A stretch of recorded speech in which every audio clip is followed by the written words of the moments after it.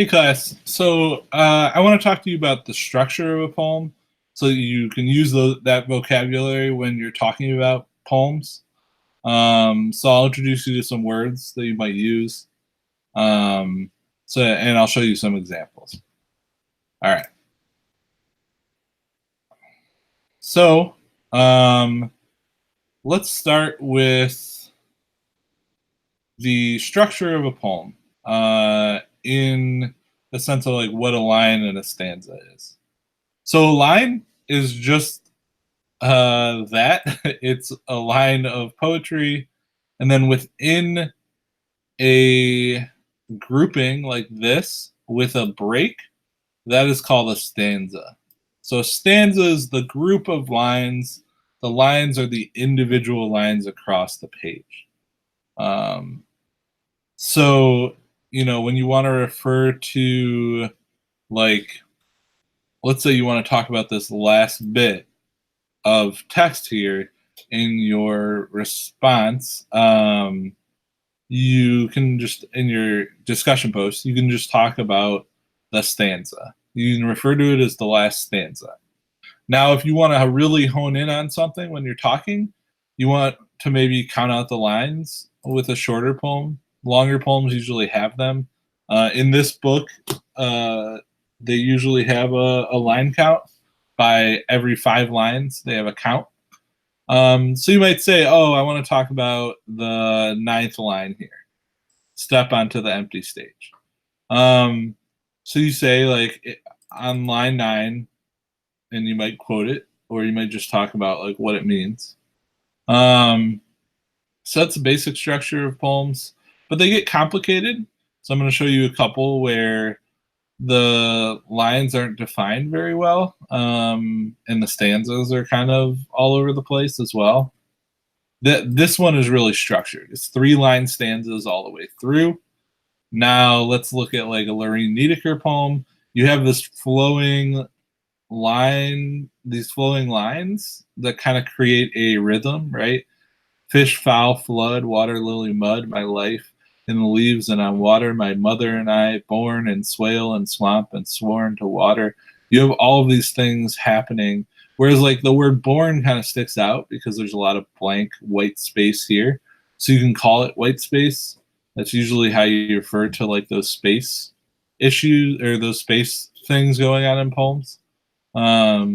So if you refer to space in a poem, you're just talking about kind of the structure of the poem and like the blank space, the white space in between. A better example for something that is really hard to define is like an E. Cummings poem, right? Because you have his lines kind of like trickling down,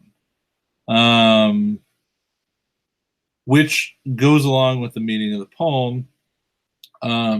You might also have concrete poems, which are in the shape of things that they're talking about usually, right? So you have a moon, you have a cat, you have a cup of coffee, etc., etc. So the structure of the poem will change, but you're still going to refer to lines and stanzas. Even in the concrete poem example, like this one, you probably have 2 stanzas here. Now, with like the cat one, I have no idea. 1 stanza, I would say. So try your best with that. This is just language you can use. The other things that I want to talk about is enjambment. So enjambment is when a natural flow to a sentence gets put from one line to the next. So we real cool is a great example of this, because the we, you would normally think it would be like we real cool, line break, we left school, line break, we lurk late, line break. When I say line break, it just is where the author chooses, the poet chooses to break the line. So to go from one line to the next, the line break is right here. So the poem is enjambed, meaning that the line break happens in the middle of a sentence. So it creates this rhythm where you want to keep reading it really quickly, right? we real cool, we, and then you might have a pause. Left school, we, lurk late, we, strike straight, we. It creates this rhythm, right? Having it at the end, as opposed to a rhythm that you might get at the beginning, which sounds more like a speech almost, right? We real cool. We left school. We lurk late. It's not as interesting, right? So the enjambed lines here really work.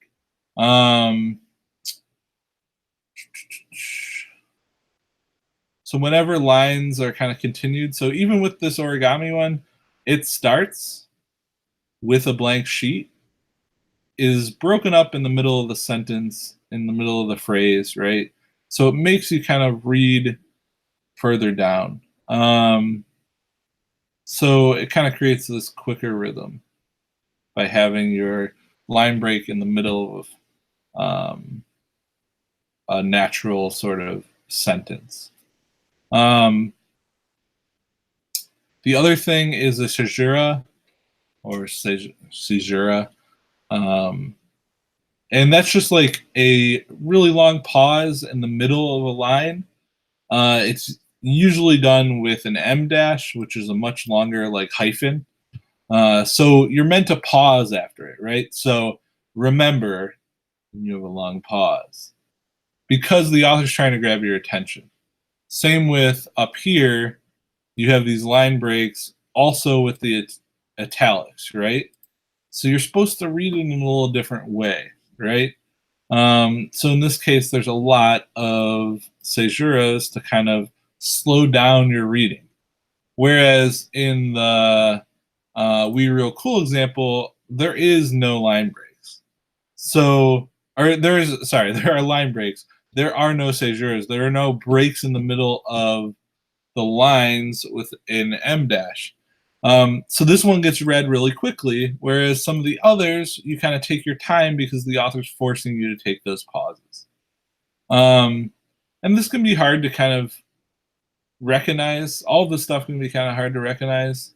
But as you start to read more poems, it'll become more obvious to you. So yeah. So again, if you look back here, this kind of encapsulates every example that we just talked about. So we have a line with it starts. We have an enjambment between lines because we have a sentence, it starts with a blank sheet, interrupted by the line break. And then we have in a caesura, we have the long pause right here.